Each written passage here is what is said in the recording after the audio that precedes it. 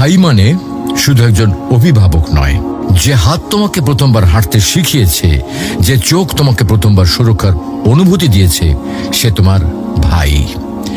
শৈশবে যখন তুমি পড়ে গিয়েছিলে, সবার আগে যে দৌড়ে এসে তোমাকে তুলেছিল, সেই তোমার ভাই।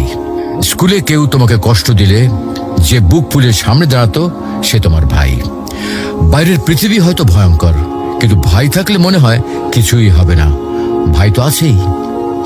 ভাই কখনো প্রকাশ করে না, কিন্তু সে তোমার জন্য নিজের আনন্দ ত্যাগ করে, নিজের কষ্ট গোপন করে। তুমি খুশি থাকলে সে খুশি, তুমি দুঃখী হলে সে ভিতরে ভিতরে ভেঙে যায়। সময় যতই পেরিয়ে যাক, বয়স যতই বাড়ুক, ভাই সব সময় তোমার অভিভাবকই থেকে যায়। বিয়ের পরেও দূরে থাকলে ফোনে শুধু একবার বলবে, ভাই আমার একটু সমস্যা হয়েছে, আর সে দেরি না করে তোমার পাশে হাজির হবে। প্রিয় ভাই বোন, এই সম্পর্ক রক্তের বাঁধনে গড়া।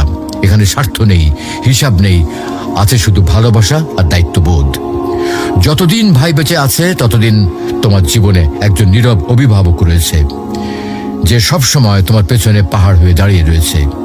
তাকে কদর করো, তার জন্য দোয়া করো, কারণ ভাইয়ের ভালোবাসা এটা আল্লাহ দেওয়া এক অমূল্য নিয়ামত।